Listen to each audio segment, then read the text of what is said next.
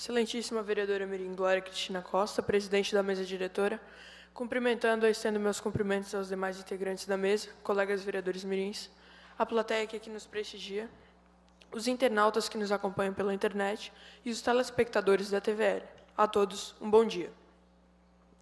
Hoje vim lhes falar sobre uma data muito importante, o dia 1º de maio, que foi o Dia Internacional do Trabalhador, sexta-feira.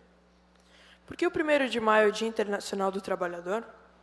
Trata-se de uma data importantíssima para a luta dos trabalhadores e trabalhadoras. É importante relembrar o significado da data. Em 1886, a cidade de Chicago, um dos principais polos industriais dos Estados Unidos, foi palco de importantes manifestações operárias. No dia 1º de maio, iniciou-se uma greve por melhores salários e condições de trabalho, tendo como bandeira prioritária a redução da jornada de trabalho de 13 para 8 horas diárias. Os jornais a serviço das classes dominantes imediatamente se manifestaram afirmando que os líderes operários eram preguiçosos e canalhas, para desmoralizar os trabalhadores. No dia 3 de maio, a greve continuava, e na frente de uma das fábricas, a polícia matou 6 operários, deixando 50 feridos e centenas de presos.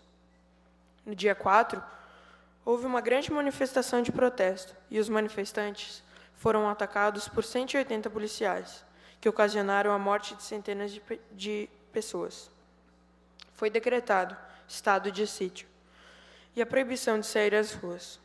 Milhares de trabalhadores foram presos, muitas sedes de sindicatos incendiadas e residências de operários foram invadidas e saqueadas.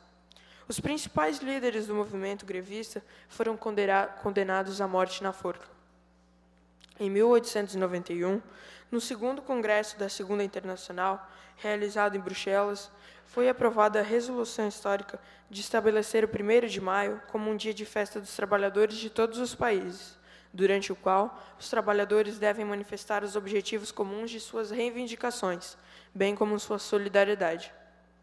No Brasil, as comemorações do 1º de maio também estiveram relacionadas à luta por melhores salários e pela redução da jornada. A primeira manifestação registrada ocorreu em Santos, em 1895. A data foi consolidada quando um decreto presidencial estabeleceu o 1º de maio como feriado nacional. Em 1925, e esse dia ganhou status de dia oficial quando Getúlio Vargas era presidente da República. Ele aproveitou o dia para anunciar em anos diferentes, fruto de intensas lutas dos trabalhadores e trabalhadoras, os reajustes de salários mínimos e a redução da jornada. Apesar de muitas lutas e sangue derramado para as conquistas e avanços dos trabalhadores, ainda continuam sendo explorados e enganados. Como presente de 1º de maio, o Dia Internacional do Trabalhador, aqui no Brasil, ganhamos uma lei que vai destruir tudo que construímos até hoje. A Lei 4.330. Regulamenta a contratação de serviços terceirizados no país e permite que toda e qualquer atividade possa ser terceirizada. Desde 1993, a súmula 331 do Tribunal Superior do Trabalho rege a terceirização no Brasil e restringe essa prática aos serviços de vigilância e limpeza e às funções não relacionadas às atividades fins das empresas. Quem contrata o serviço terceirizado não é responsabilizado diretamente por infrações trabalhistas da contratada, ponto mantido no PL 4.330. O Brasil tem hoje 12 milhões de trabalhadores formais terceirizados, o equivalente a 25% da mão de obra do país. Por que temos que ser contra essa lei? Segundo o levantamento do DIESE, Departamento Intersindical de Estatísticas e Estudos Socioeconômicos, ao comparar trabalhadores que trabalhavam na mesma função em 2010, os terceirizados recebiam em média 27% a menos do que os contratados diretos pelas empresas. Tinham uma jornada semanal 7% maior e permaneciam menos tempo no mesmo trabalho. Em média, 2,6 anos, ante 5,8 anos para os trabalhadores diretos. Estudo da Unicamp revelou que dos 40 maiores resgates de trabalhadores em condições de escravidão nos últimos 4 anos, 36 envolviam empresas terceirizadas. Essa lei vai desconstruir todo o sistema trabalhista e voltaremos à estaca zero em nossos direitos. Falo nós porque mais de 80% da população é trabalhadora. Os trabalhadores são a maioria na sociedade. São os trabalhadores que constroem e fabricam tudo o que existe em nosso planeta. Os prédios que moramos, as casas, nossas louças, as roupas, os móveis, a escola onde estudamos, as cadeiras que colegas vereadores mirins estão sentados agora, os nossos alimentos, as canetas, as folhas, os cadernos, enfim, tudo o que vimos à nossa volta. Com a aprovação dessa lei, os trabalhadores vão ganhar menos e trabalhar mais. Não terão dinheiro suficiente para sustentar suas famílias e nem tempo para ficar com seus filhos. Existem vários movimentos e grupos contra essa lei. Vamos nos juntar a eles e dizer um não à terceirização. Era ele que erguia casas onde antes só havia chão. Como um pássaro sem asas, ele subia com as casas que lhe brotavam da mão. Mas tudo desconhecia de sua grande missão. Não sabia, por exemplo, que a casa de um homem é um templo sem religião. Como tampouco sabia que a casa que ele fazia, sendo a sua liberdade, era a sua escravidão. De fato, como podia um operário em construção compreender por que um tijolo valia mais do que um pão? Tijolos ele empilhava, com pá, cimento e esquadria. Quanto ao pão, ele o comia. Mas fosse comer tijolo. E assim, o operário ia com suor e com cimento, erguendo uma casa aqui, adiante um apartamento. Além uma igreja, à frente um quartel e uma prisão. Prisão que sofreria, não fosse eventualmente um operário em construção. Mas ele desconhecia esse fato extraordinário, que o operário faz a coisa e a coisa faz o operário.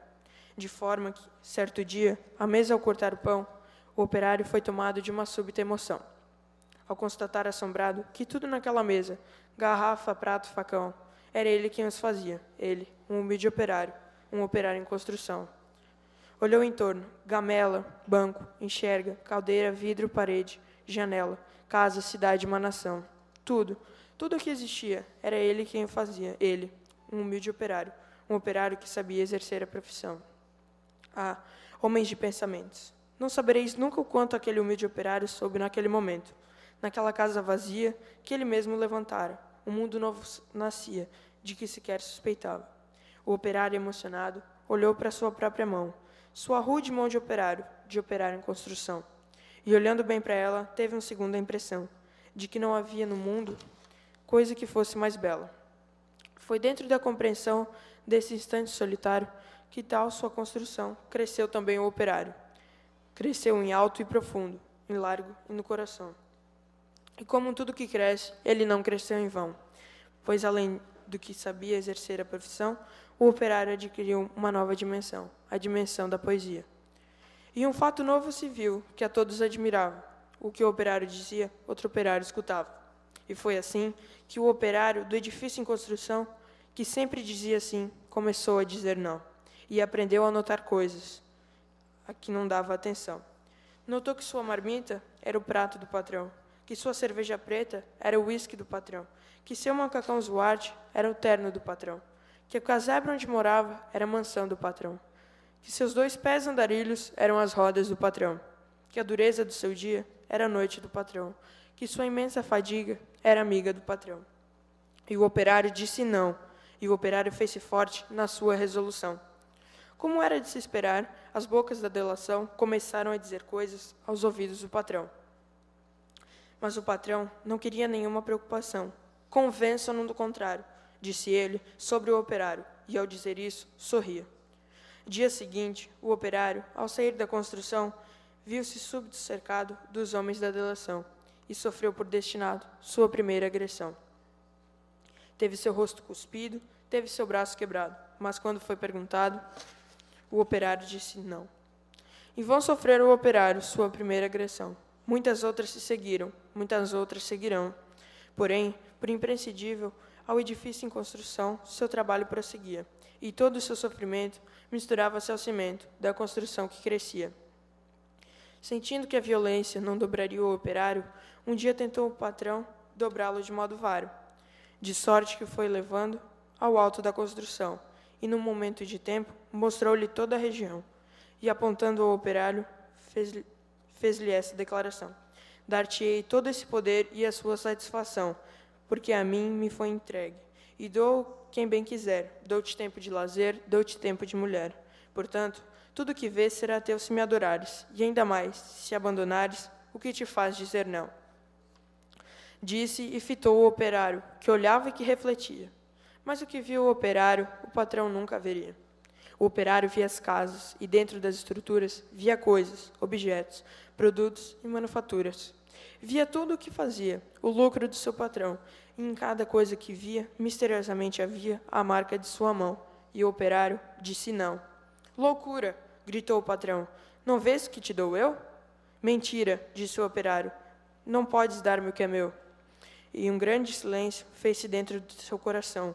Um silêncio de martírios, um silêncio de povoado, de pedidos de perdão. Um silêncio apavorado, com medo da solidão. Um silêncio de torturas e gritos de maldição. Um silêncio de fraturas a se arrastarem no chão. E o operário ouviu a voz de todos os seus irmãos que morreram, por outros que viverão. Uma esperança sincera cresceu no seu coração, e dentro da tarde mansa agigantou-se a razão de um homem pobre e esquecido, razão, porém, que fizera, em operário construído, o operário em construção. Vinícius de Moraes. Não a terceirização. Uma salva de palmas para todos os trabalhadores.